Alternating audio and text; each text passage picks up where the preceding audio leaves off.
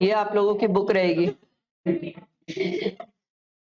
ऐसे क्यों हंस रहे हो? इतनी प्यारी तो दिख रही है, इतनी प्यारी सी बुक है। ठीक है, पहले कुछ बातें, फिर हम पढ़ना स्टार्ट करेंगे, फिर हम टॉपिक समझेंगे और कुछ चीजें समझेंगे। पहले मैं आप लोगों को एक बार पूरी कंप्लीट ओवरव्यू नॉलेज देता हूँ सर, क्योंकि आप लोग जो अभी कल या परसों जब अपन बैठे साथ में थे, तो जो मैंने आपको बताया था वो बहुत ज्यादा ऊपर-ऊपर से था। टैक्स इससे बहुत ज़्यादा अंदर-अंदर से चीज़ें हैं, जो आपको पता चलना चाहिए। क्योंकि प्रिपरेशंस करना है, तो आपको पता होना चाहिए कि जो हम प्रिपेयर करने वाले हैं, वो सब्जेक्ट कैसा है, क्या है, उस सब्जेक्ट में क्या कंटेंट है और क्या नहीं। तो मैं सीए और सीएमए दोनों के लिए पूरा डिटेल बताऊँगा। आराम से ध्यान से सुनना, this is very, very important. अगर यही नहीं पता होगा, तो आपकी प्रिपरेशन की स्ट्रैटेजी कैसे फिक्स होगी कि हमें पढ़ना कैसे है और क्या चीज़ें हैं? ठीक है? पहले कुछ बेसिक बातें करते हैं, समझते हैं क्या है सर, ठीक है? पहले मैं बातें सीए वालों की कर रहा हूँ, फिर सीएमए वालों का भी टॉपिक पूरा समझाऊँगा, ठीक है? आप ध्यान देना, फोकस करना, ठीक? जब बात सीए इंटर की होती है, ठीक है? तो ये जो लेक्चर्स है, जो हम पढ़ रहे हैं, ये lectures sir CA oblique CMA, CA oblique CMA, ये दोनों के लिए एप्लीकेबल है, ठीक है? सीए ऑब्लिक सीएमए, ये दोनों के लिए एप्लीकेबल है लेक्चर, पहली चीज़। दूसरी बात सर, ये नवंबर ऑब्लिक दिसंबर 24 नवंबर में सीए वाले देंगे, दिसंबर में सीएमए वाले देंगे। उनके लिए लेक्चर्स रहेगा, उनके लिए ये रिकॉर्डिंग रहेगी। इसलिए बता रहा हूँ, कल के दिन आप ये यूट्यूब में डलेगा सर, डेमो लेक्चर्स है तो ये यूट्यूब में डलेंगे। तो इन केस आप खोल के देखें, कभी आप धोखे से पुराना डेमो लेक्चर्स देख लिए तो आपको ये पता होना चाहिए कि वर्तमान से स्टार्टिंग में बता दिए थे कि कौन सा डेमो लेक्चर कब का है, ताकि क्लैरिटी रहे। पुराना देख लोगे तो पुराना लॉ जानोगे, फिर दिक्कत हो जाएगी सर, ठीक है? क्योंकि बहुत चेंजेस हुए हैं आपके टाइम टैक्स में, बेहद चेंजेस है सर, ठीक। अब बात आती है सर कि चलो ये तो सर आपने बता दिया ये लेक्चर कब का है, किस लिए है, किस टाइम का है। बट अब पहले आराम से एक-एक चीज़ समझते हैं। पहले मैं सीए वालों का बता रहा हूँ, फिर सीएमए वालों का भी बताऊँगा। बात जब सीए इंटर की आती है और ग्रुप 1 की आती है, मैं अभी ग्रुप 2 की बात नहीं करूँगा। ज़्यादातर स्पेसिफिक मैं अपने पेपर से रिलेटेड बातें करूँगा, क्योंकि उस दिन मैंने आपको एक जनरल बेसिक नॉलेज प्रोवाइड किया था कि कैसा क्या था। आज मैं स्पेसिफिक अपने पेपर से रिलेटेड बातें ज़्यादा करूँगा। जब ग्रुप 1 की बातें आती है, तो ग्रुप 1 में हो जाते हैं 3 सब्जेक्ट्स आपके। एक हो जाता है अकाउंट्स, एक हो जाता है लॉ और एक हो जाता है टैक्स, ठीक है? 3 सब्जेक्ट टोटल मिला के सर 300 मार्क्स का पेपर, 150 पासिंग, 40 हर में अभी भी चाहिए, ठीक है? सेम कांसेप्ट है जो हम फाउंडेशन में सीखे, बेसिक वही है, ठीक? अब कुछ बातें ध्यान से सुनो, मैं आपको सिर्फ टैक्स से रिलेटेड बताऊँगा, ठीक है? ध्यान देना। टैक्स की जब बातें हो, तो टैक्स को भी हम 2 पार्ट में डिवाइड करते हैं। टैक्स का पेपर है सर 100 मार्क्स का, ठीक है? और टैक्स को भी हम 2 पार्ट में डिवाइड करते हैं। एक है इनकम टैक्स और एक है जीएसटी। सीएमए वालों का जब बताऊँगा, तो सीएमए वालों में कस्टम भी आता है सर। आप लोगों में कस्टम भी है। वो मैं बाद में बताऊँगा तो एक्सप्लेन कर दूँगा। सर बात होती है इनकम टैक्स और जीएसटी की। तो सर इनकम टैक्स है 50 मार्क्स का, जीएसटी है 50 मार्क्स का। ठीक? पहली चीज़ ये क्लियर। अब बात ये है सर कि हमारा पेपर पैटर्न कैसा रहेगा? किस टाइप से हमारे पेपर्स आएँगे? आप लोगों का पेपर पैटर्न इंस्टीट्यूट ने चेंज किया है और चेंज करके वो सेट किया है कि सर अब जितने भी इंटर के पेपर्स है, चाहे अकाउंट्स हो, चाहे लॉ हो, चाहे टैक्स हो, चाहे सेकेंड ग्रुप के सब्जेक्ट्स हो, सब में इंस्टीट्यूट ने एक चीज क्रिस्टल क्लियर करी कि नए सिलेबस में 30% ऑब्जेक्टिव एंड 70% सब्जेक्टिव, ठीक है? 70% पेपर आपको लिखना है, 30% एमसीक्यू है। बात ये है सर क्या ये एमसीक्यू में नेगेटिव मार्किंग है? नो, कोई नेगेटिव मार्किंग नहीं है। तो आपको अक्कड़-बक्कड़ जो खेलना है खेलो, नो इश्यूज, कोई नेगेटिव मार्किंग नहीं है। अब एक स्टूडेंट ने बोला सर ये 30% जो आप बोल रहे हो, तो टैक्स के पेपर में आपका कहना ये है कि 30 मार्क्स का एमसीक्यू है और 70 मार्क्स का ऑब्जेक्टिव है? यस, 30 मार्क्स का एमसीक्यू, 70 मार्क्स का ऑब्जेक्टिव। ये सीए वालों का बता रहा हूं। अब एक स्टूडेंट बोलेगा सर इसका फर्दर बाइफरकेशन कैसे होगा, कि और कैसे बटेगा? मैंने बोला देखो, इनकम टैक्स में 30 मार्क्स का एमसीक्यू, 70 मार्क्स का क्या हो जाएगा, सब्जेक्टिव। वैसे ही सेम जीएसटी में 30 मार्क्स का एमसीक्यू और 70 मार्क्स का सब्जेक्टिव। 30 मार्क्स मतलब 15 और 35, 15 और 35। सर क्या ये फिक्स रहता है? यस, ये फिक्स है, ये चेंज नहीं होता। ऐसा नहीं है कि सर मतलब वो हमारे बचपन में होता था ना सर, कि कभी बोले 20 एमसीक्यू देंगे, 19 दे दिए, एक कम दे दिए, ऐसा नहीं होता। यहाँ प्रिसाइज्ड है, क्रिस्टल क्लियरिटी है कि इतने ही मार्क्स का एमसीक्यू होगा और इतने ही मार्क्स का सब्जेक्टिव होगा, चेंज नहीं होता यहाँ पर। ठीक है, अब आप लोग प्रोफेशनल लेवल पे हो, चेंज नहीं होता ये सब चीजें। ठीक है, एकदम क्रिस्टल क्लियर इंस्टीट्यूट का। बात ये होती है सर, इसके आगे और कुछ इंपॉर्टेंट बातें। ठीक है सर, जीएसटी अगर आप कभी इन केस धोखे से कभी कुछ और कहीं देख लो तो एक बात का ध्यान रखना, पुराने सिलेबस में जीएसटी 40 मार्क्स का होता था और इनकम टैक्स 60। नए में दोनों बराबर हो गए, दोनों बराबर हो गए। ठीक है, आप बोलोगे सर पेपर पैटर्न कैसा रहता है? पेपर में सर केस स्टडीज आती है, केस स्टडी बेसिस में क्वेश्चंस होते हैं और कुछ एमसीक्यूज होते हैं। सर केस सिनेरियोस कैसा आएगा, क्या आएगा, वो मैं आपको क्लासेस के टाइम पे पूरे बताऊंगा सर, कि केस सिनेरियोस कैसे आते हैं, हम उसको सॉल्व कैसे करते हैं, उसका तरीका क्या रहता है, हमारा थॉट प्रोसेस क्या रहता है, ये सब चीजें। ठीक है, एक चीज आपको एकदम क्रिस्टल क्लियर करता हूं कि आप लोगों को टैक्स में सर अलग से बुक कॉपी बनाने की जरूरत नहीं पड़ेगी, पूरी चीजें मेरी तरफ से प्रोवाइडेड होगी। आप सिर्फ कलरफुल पेन्स रख लेना, क्योंकि हाईलाइट आपको करना है, जहां पर कोई वर्ड्स मैं बताऊंगा वहां पर आपको लिखना है। जब तक मैं कुछ ना बोलूं आप कुछ नहीं लिखेंगे सर। मैं आपको कुछ पता चला मैं कुछ टेक्स्ट स्टोरी टेक्स्ट प्लानिंग बता रहा हूं, आप उसको भी लिखना चालू कर दिए, अरे वो थोड़ी कहेगा एग्जाम में, दैट इज पर्सनल, वो पर्सनल है, वो पर्सनल है। पर्सनल चीजें बुक में नहीं लिखना, हमें एग्जाम देना है, एग्जाम ओरिएंटेड पास होना है। पर्सनल चीजें समझना, सिर्फ समझना, लिखना मत उसको कि सर ने बताया था ये ऐसे टेक्स्ट की चोरी करना है, फिर घर जाके पापा को दिखा रहे देखो सीख क्या है। नहीं नहीं नहीं सर, सर ऐसे नहीं करना है, ऐसे नहीं करना है, वो पर्सनल है सर, आप समझो दिमाग में रखो बट बुक में मत लिखो, क्योंकि आखिरी दिन जब आप पढ़ोगे ना सर तो वो बुक प्रिसाइज होनी चाहिए। तो आप कलरफुल पेन रख लेना, उससे आपको हाईलाइट करने के काम आएगा। जब मैं कोई चीज आपको चार्ट के फॉर्म में, ग्राफ के फॉर्म में नोट कराऊंगा तब आप उसको नोट करेंगे, जब तक मैं नहीं बोलूंगा कोई चीज नोट करने आप नहीं करेंगे सर। ठीक है, दो टाइप के स्टूडेंट होते हैं, एक स्टूडेंट वो होता है सर जो चीजें मैं प्रोवाइड करूंगा वो उसी से पढ़ ले। दूसरे कुछ ऐसे भी स्टूडेंट होते हैं जो बोलते हैं नहीं सर, हम अपने तरफ से नोट्स बनाएंगे, प्रैक्टिस करेंगे, लिखेंगे, क्योंकि हमें ऐसा लगता है सर इससे कॉन्फिडेंस बहुत आता है। दोनों टाइप के स्टूडेंट होते हैं। मैं हमेशा एक स्टूडेंट को एक चीज ये बोलता हूं कि आप अपने तरफ से नोट्स बनाओगे, अपने वर्ड्स में चीजों को शॉर्ट करोगे, तो उसका फायदा हमेशा आपको मिलेगा। आपको मैं एक छोटी सी चीज बताता हूँ सर, अभी तो चलो आप मेरे साथ साल भर पढ़ोगे सर, कोई बात नहीं, बट जब हमें आखिरी के 1.5 दिन पढ़ना होता है एग्जाम से पहले, तो हमें इनकम टैक्स जीएसटी पूरा कवर करना होता है। अब जिनको आदत मेरे नोट से, वो मेरे नोट से भी पढ़ सकते हैं। कई स्टूडेंट ऐसा होता है जो वो मेरे नोट्स को भी और छोटा कर लेते हैं, वो उसको भी समरी कर देते हैं कि सर हम आखिरी दिन अपने हिसाब से ऐसे पढ़ेंगे। रीजन ये है सर, क्योंकि इनकम टैक्स में हमारे 14 चैप्टर्स हैं। ठीक है, जीएसटी में हमारे 15 चैप्टर्स हैं, तो टोटल मिला के हो गए सर 29 चैप्टर्स।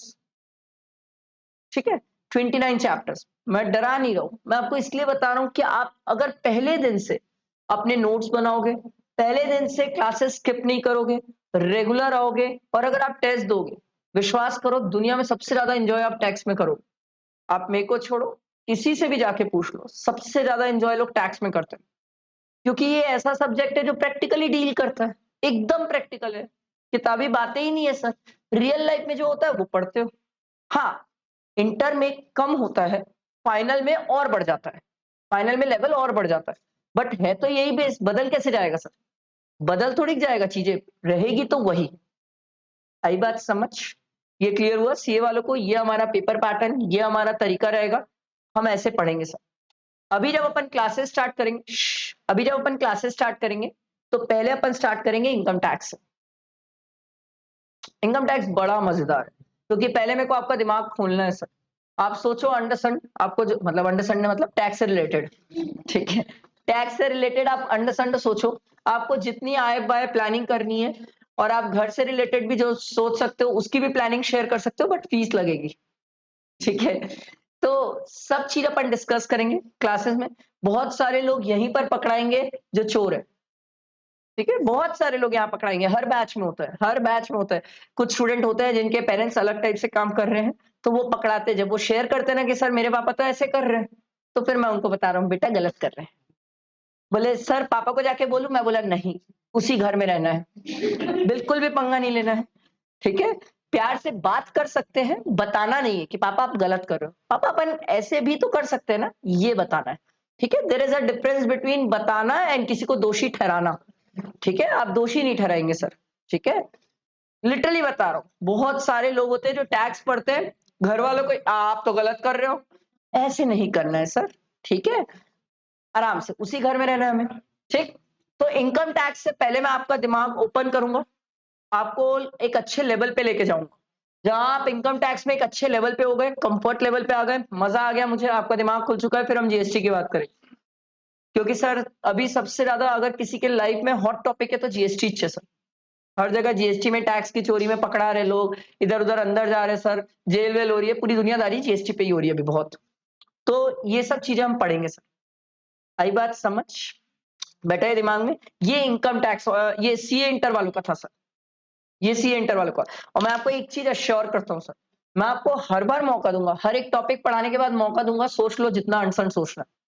मैं आपको मौका दूंगा, आप सोचो ना अपने तरफ से, मुझे कोई इशू नहीं है, मैं बैठा हूं डाउट क्लियर करने, पर कुछ भी मत सोच लेना, ठीक है। कुछ भी मत सोच लेना कि वो अपन फाउंडेशन में पढ़ते हैं ना सर, कि एक बॉयफ्रेंड ने बोला गर्लफ्रेंड को चांद तारे तोड़ के लाऊंगा, इस टाइप की चीजें नहीं सोचना sir. Agreement to do impossible act वाली चीजें नहीं सोचना। बाकी आप टैक्स से रिलेटेड जितना सोचोगे मैं आपको हेल्प कर दूंगा, मुझे कोई इशू नहीं है, चाहे वो कोई भी बात हो, मैं आपको जरूर गाइड कर दूंगा, ठीक है। तो जितना प्रैक्टिकली मेरे साथ टैक्स पढ़ोगे मेरे को भी मजा आएगा। देखो एक चीज समझो सर, दो टाइप के स्टूडेंट पढ़ते हैं, एक बुक उठाएंगे रट देंगे, ऐसा नहीं ये लोग पास नहीं हो रहे हैं, ये भी पास हो रहे हैं। और एक स्टूडेंट वो होता है सर जो बुक उठा के रटता तो है बट पहले समझता है सर। और ये जो समझने वाले हैं ना, इनकी जॉब लगती है सर बड़ी बड़ी जगह में। आप मेरी एक बात समझो, आप एक बात समझो सर, इनकम टैक्स की अगर मुझे डेफिनेशन चाहिए तो क्या मेरे को गूगल नहीं बता सकता इनकम टैक्स की डेफिनेशन क्या है? बच्चा ही बता देगा सर, गूगल में लिखूंगा इनकम टैक्स डेफिनेशन, आजकल तो चैट जीपीटी है, मस्त बोल के भी बताएगा। फिर क्या दिक्कत है? उनको ये थोड़ी सुनना है सर इंटरव्यू में कि इनकम टैक्स क्या होता है। उन्हें तो ये जानना है भाई, ये बता ये चोर है, क्या ये सही काम कर रहा है गलत कर रहा है, वो आपसे ऐसे बात करते हैं सर। तो ये चीजें है सर, इसी से बड़ी फर्म्स में आपका जॉब प्लेसमेंट्स होता है सर। जितनी भी बड़ी जगह जाओगे वो बड़ी जगह यही चाहेगी आपसे प्रैक्टिकली समझ के आओ। थ्योरेटिकली तो आप उसको बोलोगे सर कॉन्ट्रैक्ट टैक्स की डेफिनेशन, वो बोलेगा गधे मैं गूगल कर सकता हूँ, ये क्या बता रहा है मुझे, मुझे नॉर्मल बता कि कॉन्ट्रैक्ट वर्ड का मतलब क्या होता है। बाकी तो गूगल से लीगल लैंग्वेज तो मेरे को वैसे ही मिल जाएगी, उसको क्या पढ़ूं मैं। तो ये डिफरेंस आता है। जो स्टूडेंट बोलते हैं ना सर कि पढ़ाई के अप्रोच में क्या डिफरेंस होता है, ये डिफरेंस होता है।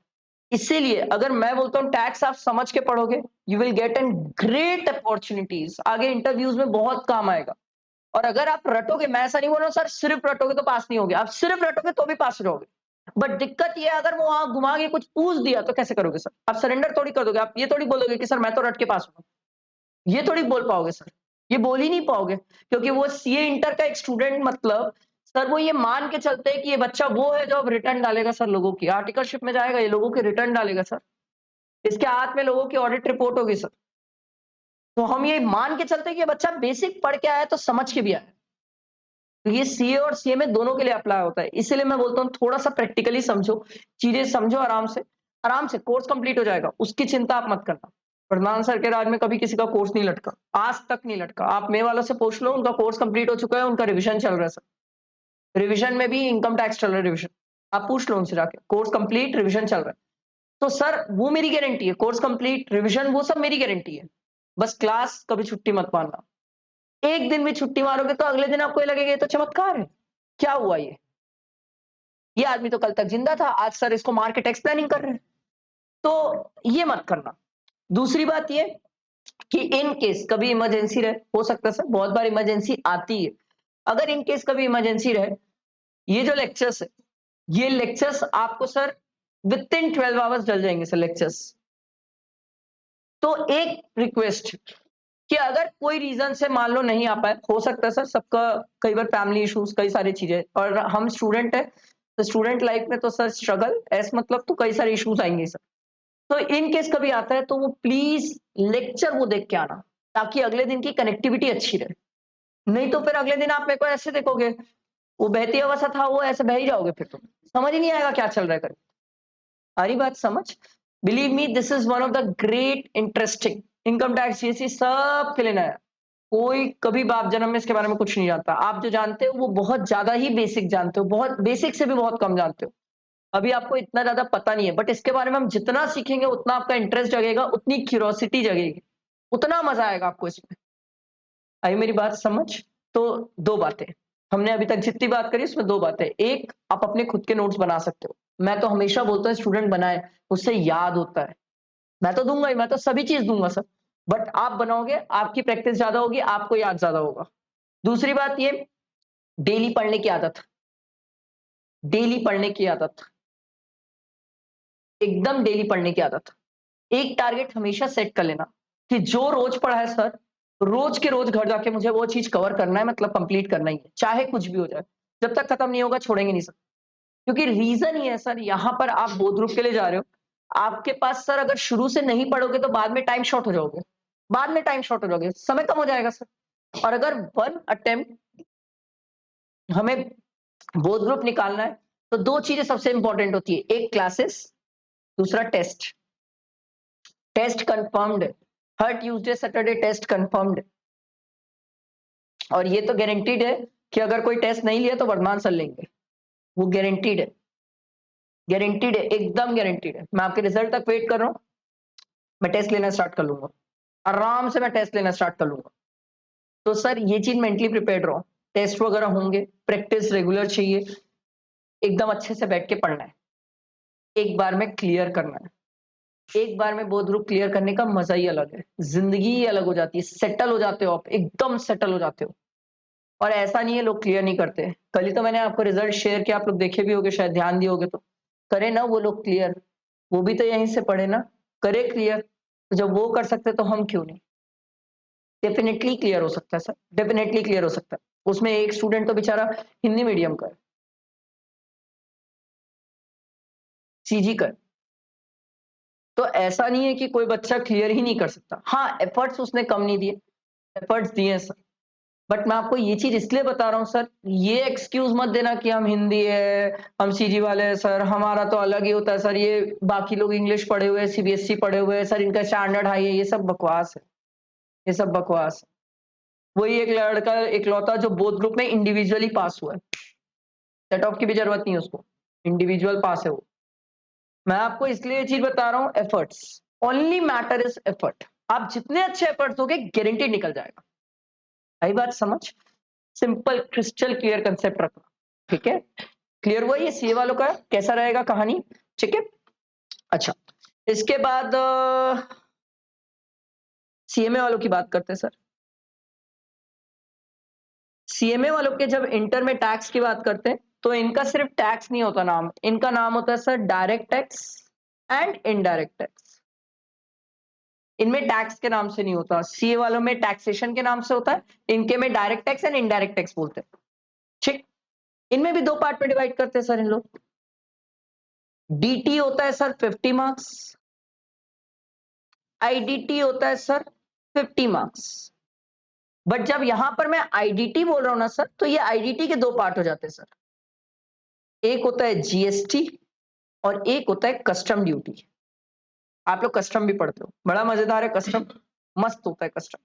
सीए वाले सीए फाइनल में कस्टम पढ़ते हो, आप लोग अभी से पढ़ते हो कस्टम, ठीक है?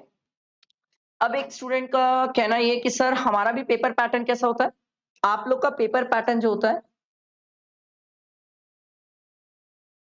उसमें 100 मार्क्स के पेपर में इन्होंने बोला सर 20 मार्क्स, ठीक है, 20 marks MCQ, 20 marks MCQ plus 5 marks का इन लोग ट्रू फॉल्स भी ले लेते हैं, 5 मार्क्स का ट्रू फॉल्स भी कवर करते हैं, ठीक है, ट्रू एंड फॉल्स। उसके बाद सर 75 मार्क्स का जो होता है वो होता है सब्जेक्टिव, जो आपको लिखना ही है सर, डेफिनेटली लिखना है। बात ये है sir negative marking, no, negative marking नहीं होती है, नेगेटिव मार्किंग बिल्कुल नहीं होती है। अब आप बोलोगे सर हमारा कुछ ऐसे फिक्स है क्या कि इनकम टैक्स का 50 है, जीएसटी का 50 है? नहीं, ऐसे तो ठीक है, बट एमसीक्यू में फिक्स नहीं है वो। एमसीक्यू हो सकता है इनकम टैक्स से ज्यादा हो सकता है जीएसटी से ज्यादा हो, वो उनके ऊपर टोटली डिपेंड करता है, ठीक है। आई बात समझ? आप लोग का भी इनकम टैक्स है, आप लोगों का भी जीएसटी है, आप लोगों में कुछ टॉपिक एक्स्ट्रा है, सीएमए वालों में ना उनके बुक के कुछ टॉपिक एक्स्ट्रा है जो हमें एक्स्ट्रा अलग से बैठ के पढ़ना पड़ेगा। तो सीए वालों के लिए खुशखबरी कि जब जब मैं सीएमए वालों का एक्स्ट्रा टॉपिक पढ़ाऊंगा सीए वालों की छुट्टी होगी, ठीक है। तो ये सीए वालों की उस दिन जन्नत होती है जिस दिन मैं सीएमए वालों का एक्स्ट्रा टॉपिक बैठा के पढ़ाऊंगा, सीएमए सीए सॉरी सीए वालों की छुट्टी, सीए वाले दे कैन एंजॉय। हाँ जी जी, ठीक है। तो सीएमए वालों का टैक्स में टॉपिक बहुत ज्यादा है एज कंपेयर टू सीए वाले। मैं आपको प्रैक्टिकली प्रूव कर सकता हूं, आप लोग की बुक बहुत ज्यादा मोटी है टैक्स की एज कंपेयर सीए वालों की। आप लोग को टैक्स ज्यादा पढ़ना है, मेरे साथ ज्यादा बैठ के पढ़ना है, ज्यादा बैठ के पढ़ना है, मेहनत ज्यादा है सर, ठीक है। तो सीए वाले एंजॉय करते हैं। जैसे मैं एक एग्जांपल देता हूं, अपन एक हेड है पीजीपी करके पढ़ेंगे, profit and gain from business and profession. आप लोगों का एक्स्ट्रा 3 दिन का टॉपिक है जब ये लोग छुट्टी में रहेंगे, दे विल एंजॉय, 3 दिन घूमेंगे इन लोग, ठीक है। बट सूद समेत अपन टेस्ट लेके बराबर कर लेंगे, छोड़ेंगे नहीं ठीक है। तो कहीं छोड़ने वाले तो नहीं है अपन, ठीक। तो सीएमए वालों के टॉपिक्स कुछ एक्स्ट्रा रहते हैं, वो अलग से हमें बैठ के पढ़ना होगा। सीएमए वाले और सीए वाले दोनों के लिए आरटीपीज आती है, दोनों की एमटीपीज होती है, दोनों के स्टैट्यूटरी अपडेट होते हैं। आप किस्मत वाले हो, नवंबर अटेम्प्ट के हो। नवंबर अटेम्प्ट वालों के लिए एक खास बात होती है सर कि उन्हें नवंबर दिसंबर में अमेंडमेंट इनकॉर्पोरेटेड मिलता है, अलग से बात के लिए अमेंडमेंट नहीं पढ़ना पड़ता। जो मई वाले होते हैं ना उन्हें अलग से अमेंडमेंट पढ़ना पड़ता है क्योंकि अमेंडमेंट बाद में आते हैं, नोटिफाई बाद में होते हैं सर। और एक चीज क्रिस्टल क्लियर है, एग्जाम से 6 महीने तक के जितने भी पहले के अमेंडमेंट्स है सब रिलेवेंट होते हैं एग्जाम से 6 महीना पहले। मतलब आप सीए वाले दोगे मई में, 31 अक्टूबर तक जितने अमेंडमेंट्स है सब सीए वालों को पढ़ना है। आप लोगों को जो बुक्स मिलेगी उसमें अमेंडमेंट इनकॉर्पोरेटेड है, आप नवंबर में दे रहे हो, 30 अप्रैल तक जितने भी अमेंडमेंट्स है सब पढ़ना है, पढ़ना ही है, ऑप्शन नहीं है। सीएमए वालों का सर दिसंबर में पेपर है तो सर उन्हें मई तक जितने भी अमेंडमेंट्स है सब कवर करना ही है, ऑप्शन नहीं है सर। आई बात समझ? ये मैंने आपको एक बार सब्जेक्ट का ओवरव्यू बताया, ये सब्जेक्ट से रिलेटेड ओवरव्यू था सर सीए और सीएमए का। सीएस वालों का भी एग्जैक्टली सेम होता है सर, इन्हीं के जैसा होता है, एग्जैक्ट सेम होता है, एग्जैक्ट सेम, ठीक है। क्लियर हुआ सबको? पक्का? अब बात करते हैं सर इनकम टैक्स के बारे में। कुछ पता है थोड़ा बहुत? आज इनकम टैक्स के बारे में ही बात करते हैं, बताओ भाई। वेरी गुड, वाओ, ये डायरेक्ट टैक्स है भाई, आया हमारा 12th का नॉलेज काम, ठीक है। ये हमारा डायरेक्ट टैक्स है भाई, ठीक है। अरे वाह, क्या आंसर था सर, ये आंसर के लिए तो तालियां होना चाहिए सर। जो इनकम पे टैक्स लगेगा वही इनकम टैक्स है, ठीक है भाई। और बस बस, और कुछ किसी को? और कुछ? अच्छा एक बात बताओ, इनकम टैक्स कौन लेता है? अरे यार गवर्नमेंट मत बोलना, गवर्नमेंट बोलोगे तो सेंट्रल और स्टेट दोनों आ जाएंगे।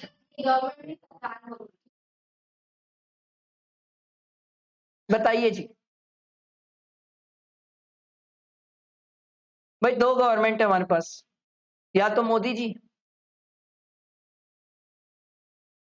और या तो फिर कहीं पर कोई स्टेट में अगर कांग्रेस बची होगी तो वहां पर कांग्रेस। अभी तेलंगाना जीते ना इन लोग,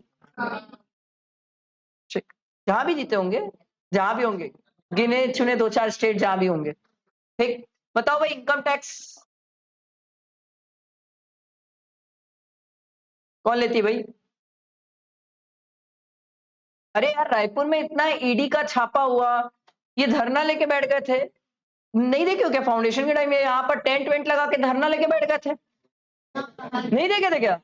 हमारी मांगे पूरी करो, हमारी मांगे पूरी करो, बीजेपी हमसे खुन्नस निकाल रही है, हम पे रेड मार रही है, कांग्रेस वाले यही तो कर रहे थे पर ध्यान नहीं दिए क्या?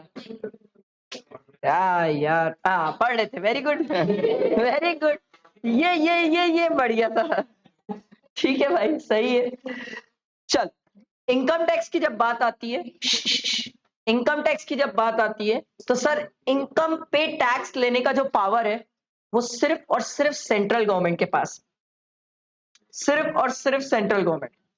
तो अगर किसी के घर छापा पड़ा या किसी को नोटिस आ रही है तो याद रखना ये सेंट्रल गवर्नमेंट की तरफ से। ऐसा मत करना कि स्टेट गवर्नमेंट को जाके गाली देना चालू कर दिया, अबे अनपढ़ साले इनकम टैक्स की नोटिस भेजता है, वो बोलेगा भैया मैं नहीं भेजा हूं, मेरे को खुद के पास नोटिस आ गई है। आ रहा समझ? तो ये पावर किसके पास है? Central government. ठीक है, अच्छा सर सेंट्रल गवर्नमेंट बोलते हो आप इनकम टैक्स लेती है, तो सर ये सेंट्रल गवर्नमेंट के पास पावर कहां से आया? क्यों स्टेट गवर्नमेंट पागल है क्या? क्यों छोड़ दी वो इनकम पे टैक्स? स्टेट गवर्नमेंट को भी लेना चाहिए था, तो सेंट्रल गवर्नमेंट को आपने पूरा पावर क्यों दे दिया? अच्छा बताओ, एक इंडिया, अपने इंडिया में अगर सरकार को कोई चीज का पावर चाहिए तो वो पावर उनके पास कहां से आता है? क्या लगता है? वेरी गुड सर, इंडिया में अगर गवर्नमेंट को कोई चीज का पावर चाहिए तो हमारा संविधान कॉन्स्टिट्यूशन बीच में आता है सर। तो आप बोलोगे सर क्या कॉन्स्टिट्यूशन ने पावर दिया सेंट्रल गवर्नमेंट को? यस। तो आप बोलोगे सर कॉन्स्टिट्यूशन में ऐसा कहां लिखा होता है? ध्यान देना सर, जो इंडिया का कॉन्स्टिट्यूशन है सर, इसमें 3 टाइप की लिस्ट होती है सर। सुने हो कभी? Union list, state list and concurrent list. 3 list होती है सर। यूनियन लिस्ट वो होती है जिसमें पूरा पावर किसके पास होता है? Central government. सेंट्रल गवर्नमेंट बोलती है भैया इसमें जो लिख दिए उससे रिलेटेड पूरा पावर मेरे पास। एग्जाम्पल, कुछ चीजों का एग्जाम्पल देता हूं मैं आपको जो बंद भी हो गई है बट अभी भी सेंट्रल गवर्नमेंट के पास पावर था। जैसे पेट्रोल पे, पेट्रोल पे सर एक्साइज ड्यूटी लगती है, वो सिर्फ सेंट्रल लगा सकती है सर, स्टेट के पास पावर ही नहीं है। इनकम टैक्स सर सिर्फ सेंट्रल के पास पावर है। सर वेल्थ टैक्स इंडिया में बंद हो गया सर, बट पावर सिर्फ और सिर्फ सेंट्रल के पास था। एक्साइज ड्यूटी, कस्टम ड्यूटी, ये सब का पावर सेंट्रल के पास है, यूनियन लिस्ट में दिया हुआ है सर। सर स्टेट लिस्ट क्या होती है सर? स्टेट लिस्ट वो होती है जिसमें स्टेट गवर्नमेंट के पास पावर रहता है। बेस्ट एग्जांपल है दारू। दारू पे जो भी टैक्स है वो स्टेट गवर्नमेंट के पास सर पावर है सर।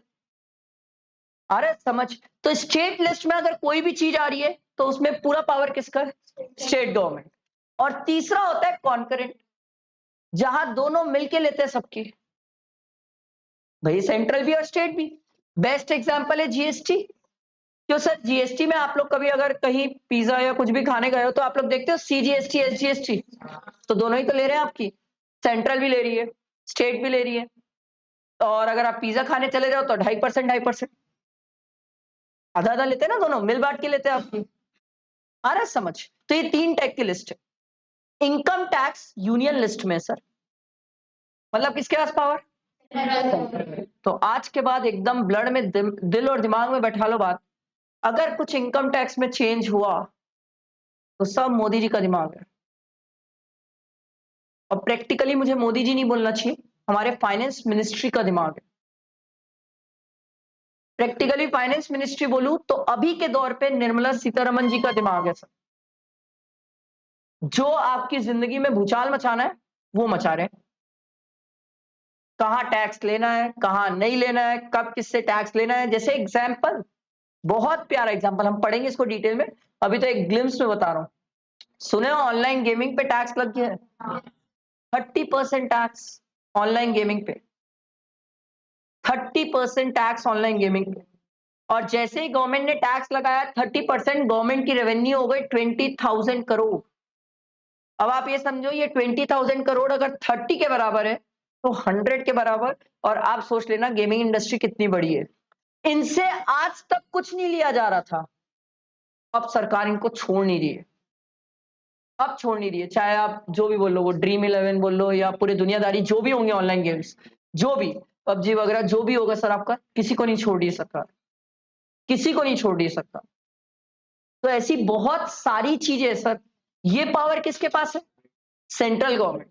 याद रखना सर, ठीक है? तो अगर आप ऑनलाइन गेम खेल रहे हो, मान लो ड्रीम 11 में मान लो आप जीत गए, तो ड्रीम 11 में अगर आप जीत गए ना, तो जाके स्टेट गवर्नमेंट से मत लड़ लेना, मेरा टैक्स कैसे लिया, मेरे से टैक्स कैसे काट दी। ये स्टेट गवर्नमेंट कुछ नहीं कर रही है सर, किसके हाथ में? Central, central. हाँ, सरकार ने बोला है कि 100 रुपए तक छोड़ देंगे, ठीक है? 100 रुपए तक जीतोगे तो छोड़ देंगे, पर याद रखना, अगर आपका साल भर का पूरा जीत मिला के 100 रुपए से ऊपर गया तो बैठ, फिर बैठ, फिर लेंगे टैक्स। और 30% फ्लैट, मतलब एग्जाम्पल है, आप 1000 रुपए जीते, जस्ट एन एग्जाम्पल, 1000 रुपए जीते तो सरकार 300 रुपए टैक्स लेके जाएगी सर, 700 आप ले जाओ। ये मैं नहीं, सरकार बोलती, यूनियन लिस्ट। आई बात समझ? बेटा दिमाग में, तो हमारा इनकम टैक्स तो इसमें। अब बात बड़ी जबरदस्त है, पता है, एक नंबर बात है, मैं आपको बताता हूं, मजा आएगा सर। हमने बोला कि सर कॉन्स्टिट्यूशन से पावर मिला है सेंट्रल गवर्नमेंट को कि सर हमारे इनकम पे टैक्स ले। तो बात ये है ना सर, मैं अकेला पैसा थोड़ी कमा रहा हूँ कोचिंग में, जो खेती कर रहा है, एग्रीकल्चर कर रहा है, वो भी तो कमा रहा है, उसकी भी तो इनकम है। और कोविड के टाइम सबसे ज्यादा पैसा कौन कमाया है? फार्मर ही कमाया है सर, लिटरली बता रहा हूं, आप पता कर लो जाके, सबसे ज्यादा पैसा फार्मर कमाया। तो बात ये, इनका क्या होगा, इनसे क्या होगा? क्या लगता है, फार्मर से सरकार टैक्स लेती है कि नहीं लेती? सोच के जवाब देना सर। एग्रीकल्चर इंडस्ट्री नहीं आता ना इनकम टैक्स। मैं तो आपसे पूछ रहा हूँ, क्या लगता है एग्रीकल्चर पे टैक्स नहीं ले सकते सर, नहीं ले सकते आप, अबे चाह के भी नहीं ले सकते। अच्छा, इवन सरकार इनसे जीएसटी भी नहीं लेती, सरकार बोलती सॉरी, क्योंकि पता है अगर आप इनसे पंगा लिए और ये अगर धरने में बैठ गए, उखाड़ लो, फिर आप उखाड़ लो, फिर खा के दिखाओ मैगी, आटा मैगी तो नहीं मिलेगी। आ रहा है समझ? इनसे सरकार पंगा नहीं लेती। अच्छा, अरे मस्त सुनो, ध्यान से सुनो, सरकार दो लोगों से कभी नहीं लगती, एक ये एग्रीकल्चर वालों से और दूसरा ये ट्रांसपोर्टर वालों से।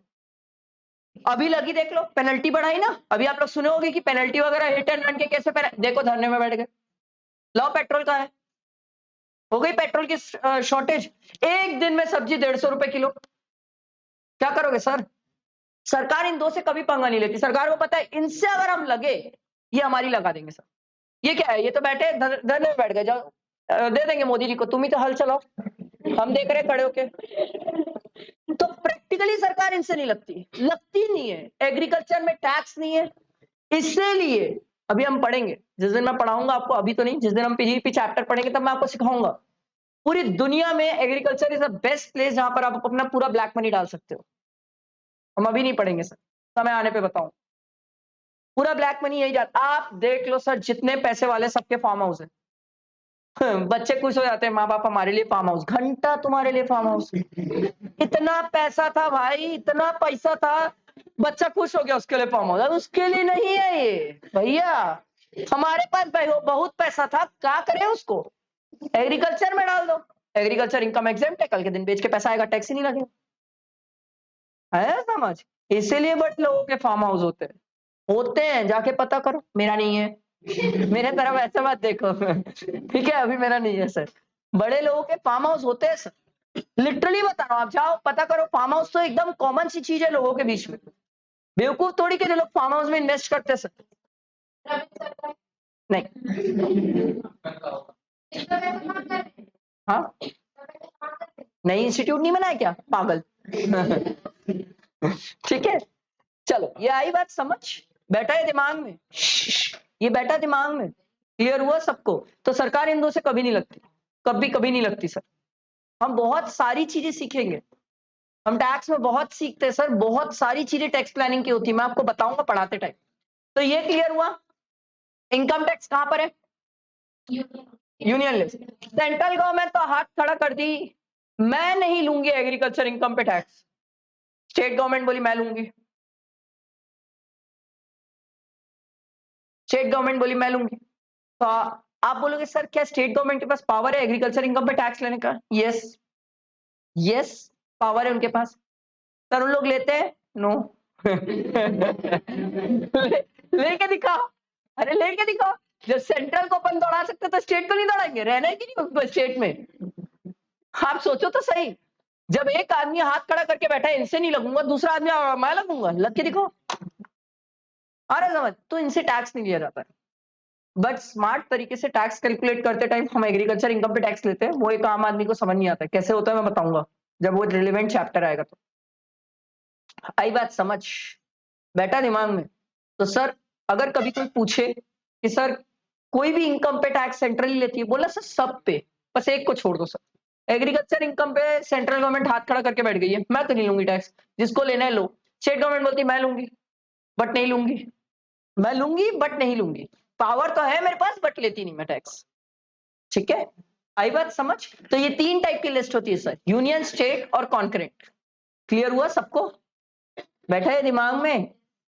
अब बात क्या होती है सर, ध्यान से सुनना और समझना, इसको आराम से सुनना और समझना। सर जब हम इनकम टैक्स की बात करते हैं तो सर सिर्फ इनकम टैक्स एक्ट पढ़ते हैं कि और भी चीजें होती है? और समझाता हूं मैं आपको, ध्यान से सुनना, ये समझना। सर हम पढ़ते हैं इनकम टैक्स लॉ, ध्यान से सुनना, इसलिए बता रहा हूं, कभी जिंदगी में अगर आप जाओगे सर, आपका टकराव कभी ना कभी तो होगा। बहुत सारे वकील हैं जिनके ऑफिस में जाओगे तो जहां वो बैठे रहते हैं, पीछे देखना ये मोटी मोटी इनकम टैक्स की बुक पड़ी रहती है, उसमें लिखा रहता है इनकम टैक्स लॉ। सर वो इनकम टैक्स लॉ क्यों लिखा रहता है? इनकम टैक्स एक्ट लिख दो सर। लॉ क्यों लिखते हो? एक्ट लिख दो। सरकार बोली ना ना, जब हम बात कर रहे हैं इनकम टैक्स लॉ की, तो इसके अंदर इनकम टैक्स एक्ट कवर होता है, इनकम टैक्स रूल्स कवर होते हैं सर। हाँ, ना ना ना ना, सर्कुलर्स कवर होते हैं, नोटिफिकेशन कवर होती है, नहीं। फाइनेंस एक्ट कवर होता है सर। नॉलेज के बता देता हूं सर, वैसे तो जब मैं पढ़ाऊंगा तो आपको बताऊंगा भी सर। अपन फाइनेंस एक्ट 2023 पढ़ने वाले हैं सर। आपके पहले वाले लोग फाइनेंस एक्ट 2022 पढ़े थे सर, आप फाइनेंस एक्ट 2023 पढ़ेंगे। तो पिछले साल जितना भी सरकार ने बजट में धूम मचाया है वो आप पढ़ेंगे सर। ठीक है, अब एक स्टूडेंट बोला सर इस साल जो धूम मची है वो अगली बार पढ़ेंगे। ठीक है, आई बात समझ? हाँ जी sir, very good question, very brilliant question. Sir जब मैं बोल रहा हूं आप इस साल का पढ़ेंगे तो इट्स ऑब्वियस कि इससे पहले का सभी पढ़ेंगे। Very good sir. ऐसे कोई भी क्वेश्चन हो तो अभी ही क्लियर कर लेना, ठीक है? सर जब मैं बोल रहा हूं आप इस साल का अमेंडेड पढ़ेंगे, इट मींस इससे पहले का तो जितना अमेंडेड है वो पहले ही आ चुका है सर, वो तो पहले ही डिसाइडेड है, पढ़ना ही है सर हमें। ठीक है, आई बात समझ? इसलिए बता रहा हूं क्योंकि फाइनेंस एक्ट 23 से ऑनलाइन गेमिंग पे टैक्स लगा, इससे पहले ऑनलाइन गेमिंग पे टैक्स नहीं था सर। ठीक है, आप लोग जब पढ़ोगे मैं आपको बुक्स दूंगा तो उसमें दिखेगा ऑनलाइन गेमिंग पे tax.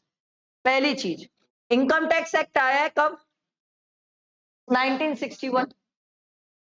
Sir income tax act तो समझ आ गया सर, ये रूल्स क्या होता है? ये आया था 1962। देखो ध्यान से सुनना मेरी बात, मैं आपको डिफरेंस बताता हूं सर। एक्ट बोलता है कि ऐसा कोई भी आदमी जिसकी 2.5 लाख रुपए से इनकम ज्यादा है, चुपचाप बैठ और टैक्स पे कर। वो आदमी बैठ गया, बोले कैसे? बोले रुक, हमारे पास तरीका है, और वो जो तरीका है वो लिखा है रूल्स में। तो एक स्टूडेंट बोला सर एक बात बताओ, जब हम इंटर पे पढ़ते हैं तो क्या इंटर में हम रूल्स पढ़ते हैं? नो, इंटर में हम रूल्स बहुत रेयर केस कहीं कहीं पढ़ते हैं, बाकी नहीं पढ़ते। अभी आप छोटे हो, जब आप फाइनल में जाओगे सीए और सीएमए वाले सब रूल्स पढ़ोगे सर, क्योंकि जब आप फाइनल में जाते हो तो ये मान के चल गया, एक बार अगर कोई आदमी फाइनल की क्लासेस पढ़ लिया, he is a CA and CMA, बस साइनिंग अथॉरिटी बची है सर। पूरा नॉलेज आ चुका है आपके पास, एक्सट्रीम नॉलेज आ चुका है। आप हर वो काम कर सकते हो सीए का जो एक सीए मतलब बनने के बाद कर रहे हैं। बस अंतर एक चीज का होता है सर, आपके एग्जाम क्लियर करने का, साइनिंग अथॉरिटी का। रूल्स अभी कोई नहीं पढ़ता, कोई नहीं पढ़ता सर। अभी आप कई जगह रूल्स पढ़ोगे, बाकी छोटी-छोटी जगह रूल्स पढ़ोगे, ज्यादा रूल्स नहीं पढ़ोगे। मेन होता है एक्ट। अभी आप लोग एक्ट पढ़ोगे सर, और एक्ट में सब बातें लिखी है। एक्ट में हर एक बात लिखी है। एक्ट में ये लिखा है सर ऑनलाइन गेमिंग पे 30% टैक्स है। तो एक आदमी बोला कैसे दूं, मैं तो वहां से आईफोन जीता, ले जा स्क्रीन तू, बाकी चला लूंगा मैं। 30% कैसे दूं? रूल बोला मैं जिंदा हूं, मैं बताता हूँ, रुक। तेरा आईफोन कितने का है? बोले 1 लाख। बोले या तो तू 30,000 दे, नहीं तो ये आईफोन जब्ती। ये रूल्स है, ये रूल्स है। सारी बात समझ, मैं क्या बोल रहा हूँ समझ आ रहा है? एक्ट बताता है कोई चीज क्या है, रूल बताता है उसको चलना कैसे है, उस चीज को कवर अप कैसे करेंगे। एक आदमी बोला भैया मेरे को इनकम टैक्स रिटर्न डालना है, तो इनकम टैक्स एक्ट बोला भैया सुनो 31 जुलाई लास्ट डेट होती है, चुपचाप डाल देना। वो बोला कैसे? बोले रूल्स की बुक उठा, उसमें दिया हुआ है कि कैसे रिटर्न डालना है। तो एक जब स्टूडेंट हो तो इतना काम नहीं है इसका, पर जिस दिन में प्रैक्टिकल वर्किंग में जाओगे सर, आपके पास जब क्लाइंट आएगा और कोई चीज आपको करना होगा, तब आपको रूल बुक्स उठानी होगी। इसीलिए आप जब सीए और सीएमए के ऑफिस जाते हो तो वहां पर आपको इनकम टैक्स रूल्स और एक्ट की बुक दिखती है सर। क्योंकि जब जब आप कभी अटकोगे सर, इन केस अगर कोई अटक गए, कोई पॉइंट समझ ही नहीं आ रहा है, लॉ का इंटरप्रिटेशन करना है, तब आपको एक्ट और रूल्स की बुक उठाना पड़ेगा सर। तब आपको वहां पर पढ़ना पड़ता है, वहां पर ये चीजों का रिलेवेंस बन जाता है। आई बात समझ क्या होता है? क्लियर हुआ ये सबको? एक्ट और रूल्स समझ आई बातें? सर सर्कुलर नोटिफिकेशन ये मैं अभी आपको बताऊंगा। फाइनेंस एक्ट क्या होता है समझो इसको। सर हर साल बजट पास होता है, हर साल, और ये डेफिनेट है कि बजट होगा ही सर, बजट कैसे नहीं होगा सर। अच्छा बजट कब आता है? इतना लाइक ऑफ फैब मेरे को भी पता है, डेट पूछ रहा हूँ।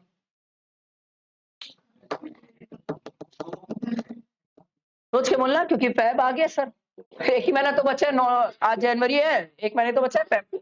बताओ भाई कितनी Feb? Date date second Feb कि 28 फैब? सोच लो। फैब में आता है ये कंफर्म्ड है, 100% फैब में ही आता है, और इस बार भी फैब में ही आएगा। मेरा क्वेश्चन ये है सेकेंड फैब कि 28 फैब? 14 वैलेंटाइन होता है, 14 की बात नहीं कर रहा हूं मैं। 14 की बात बिल्कुल नहीं कर रहा हूं सर मैं। बताइए। चलो अब कुछ बातें सीखो, अब कुछ बातें सीखो। पहले पिछले साल से नरेंद्र मोदी जी और निर्मला सीतारमन जी ने चेंज कर दिया इसको। उससे पहले 28 फैब को आता था बजट, अब आता है सर फर्स्ट और सेकेंड फैब को बजट। सेकेंड फैब को प्रैक्टिकली बजट आता है, चेंज हो गई है डेट। इसलिए बता रहा हूं इस बार जब सेकेंड फैब को बजट आएगा, प्लीज 1 घंटा, 1 घंटे का बजट होता है सर हमारे लिए, काम का, हमारे लिए मतलब, बाकी आपके लायक नहीं होता सर, बहुत हाई लेवल का होता है। तो आप 1 घंटा जब वो टैक्स की बातें बोलेगी ना निर्मला सीतारमन, प्लीज सुनना। मैं ये नहीं बोल रहा आपके सिलेबस के लिए एप्लीकेबल है, बिल्कुल नहीं है सर, बट ये बात वादा है मेरा, अगर आप ये 1 घंटा सुन लिए, जिस दिन मेरा इनकम टैक्स और जीएसटी खत्म होगा, उसका प्रैक्टिकल इंप्लीकेशन आप समझ जाओगे कि क्या बोल रही थी वो, एक एक बात समझ जाओगे सर। और ऐसा नहीं है बजट से रिलेटेड जो होगा मैं आपके साथ डिस्कस नहीं करूंगा, करूंगा, बट आपकी अंडरस्टैंडिंग बहुत अच्छी हो जाएगी अगर आप एक बार सुनो तो सही वो क्या बोल रही है। और सर आप जनरली देखना न्यूज चैनल वाले उसको समराइज कर देते हैं, वो बाजू बाजू में लिखा रहता है ना, न्यूज चैनल में देखना बाजू बाजू में वो समरी के फॉर्म में रहता है, ध्यान देना सर। निर्मला सीतारमन जब वो 3 घंटा बोलती है ना सर, तो वो 3 घंटा पूरे वर्ल्ड की नजर सिर्फ उस पर रहती है, बजट पे, पूरे वर्ल्ड की नजर, वो क्या बोल रही है क्या नहीं बोल रही है। मालदीव्स वालों ने गाली दिया ना नरेंद्र मोदी को, क्या पता सनक के बोल दी मालदीव्स पे 100% टैक्स, जाओ मालदीव्स घूमने, कोई भरोसा नहीं है उसका, याद रखना सर। इसीलिए मैं आपको बोल रहा हूं सर, सुनना तो सही है एक बार क्या कर रही है वो। मैं आपको ये नहीं बोल रहा हूँ सर आपके एग्जाम के लिए आएगा, बट सुनो तो सही, नॉलेज बढ़ेगा सर। अब आप उस लेवल पे, उस फील्ड पे जा रहे हो, मजा आएगा सुन के। और मैं आपके साथ अगले दिन एक दिन क्लास रोक के डिस्कस करूंगा, आपको बताऊंगा कि क्या क्या हुआ है सर। बट इसका मजा है सर, बहुत मजा है सर। आई बात समझ? और देखो एक चीज समझो सर, अगर आप कुछ सीखोगे और जानोगे तो घर में आपकी वैल्यू बढ़ जाएगी। Do you understand that? बोला पापा आओ बैठो बताता हूँ आपको। मैं बोला ये बजट में ऐसा हुआ है पापा, इसका मतलब ये है, और मैं समझ रहा हूँ आपका बिजनेस कैसे चल रहा है। तो पापा इस हिसाब से आपका इतना टैक्स बनता है। एक स्टूडेंट था, नाम तो बिल्कुल नहीं बताऊंगा मैं, वो उसके मतलब पापा का किराए का बिजनेस था ये, मतलब किराए पे देते थे, घर वगैरह किराए पे देते थे। तो उनकी साल भर की जो रेवेन्यू थी वो 12 लाख थी। इट वॉज वेरी नाइस, अच्छी रेवेन्यू 12 लाख, तो मतलब पर मंथ 1 लाख हो गई। तो मैंने उससे पूछा टैक्स देता है? बोले वो क्या? बोला वेरी गुड। यहाँ सरकार बोल रही है 2.5 लाख के ऊपर जाओगे तो टैक्स, तुम 12 पे छोड़ के बैठे हो। बोले सर कोई बोलता नहीं, हम देते नहीं। मैं बोला ये भी सही है, आप मोदी जी को आना चाहिए था आपसे बात करने। बिल्कुल आना चाहिए था। मैं बोला डर नहीं लगता किसी दिन पकड़ा गए? बोले पकड़ा गए तो हाथ खड़ा कर देंगे। मैं बोला हाथ खड़ा मतलब? बोले सर सब तो कच्चे का पैसा है। मैं बोला और तेजस्वी लोग 12 लाख रखते कहाँ? भाई कच्चे का पैसा समझते हो ना, मतलब वो बैंक वगैरह में डील नहीं कर रहे सर, वो कैश ले रहे सबसे। बोले रखते कहाँ हो 12 लाख साल का? बोले देखो सर पहले तो हम जो बेसिक नेसेसिटी है, जो चीजें उनमें खर्चा कर लेते हैं, उसके बाद जो बचता है उसका ट्रिप पे घूम के खर्चा कर देते हैं, मुश्किल से थोड़ा बहुत पैसा बचता है, 2.5 लाख तक तो वैसे भी डाल सकते हैं बैंक अकाउंट में। मैं बोला भाई, तो किसी दिन सरकार पकड़ी ना, खुपचे में ले जाके मारेगी, देखना मैं बता रहा हूँ। बोले कितने साल से चल रही है? बोले सर 20 साल से किराए पे। मैं बोला भाई भाई ये क्या है? मैं बोला घर घर स्कैम चल रहा है ये तो। ठीक है, 2 करोड़ 40 लाख सर, 2 करोड़ 40 लाख। ठीक है, प्रैक्टिकली 2 करोड़ 40 लाख। और मैं आपको 2 करोड़ 40 लाख का टैक्स बताऊं तो 30% करो सर, 72 लाख। 72 लाख का टैक्स वो आदमी खा के बैठा है। तो मैंने इनकम टैक्स पढ़ाया, दिक्कत ये हुई, मैं उसको ये बोला था कि पापा से जाके शेयर करना। वो पापा को जाके ये बोल दिया पापा आप टैक्स की चोरी करते हो। मैं बोला अबे साले, तेरे को उसी घर में रहना है, तू क्या कर रहा था? बोले सर आप ही तो बताए थे। मैं बोला अरे बताया था, ये थोड़ी बोला था पापा को जाके बोलना चोर घोषित कर देगा तू, तो पागल आदमी। तेरे को बताना था कि पापा अपन ऐसे ऐसे कर सकते हैं करके। तो ऐसी कई सारी चीजें हम पढ़ेंगे सर, बहुत इंटरेस्टिंग होती है, बड़ी मजेदार होती है। आई बात समझ? बिलीव मी बहुत प्रैक्टिकल है, बहुत मजेदार है। जब तक हम इनकम टैक्स खत्म करेंगे, पूरे क्लास में आपको 2-5 लोग तो चोर ऐसे ही मिल जाएंगे, गारंटीड मिल जाएंगे, गारंटीड मिल जाएंगे। पता चलेगा सर, बहुत पता चलेगा। और आपको ये भी पता चलेगा कि लोग क्यों बोलते हैं कि गवर्नमेंट जॉब सबसे प्यारी है। क्यों बोलते हैं इसका भी रीजन है, ये हम इनकम टैक्स में पढ़ेंगे तब मैं आपको बताऊंगा सर। सैलरी हेड पढ़ेंगे तो मैं आपको समझाऊंगा सर। आई बात यहां तक समझ? क्लियर हुआ? Crystal clear? क्लियर? चलो आज यहीं पर रुकते हैं, इसके बाद कल कहानी देखेंगे सर, ठीक है?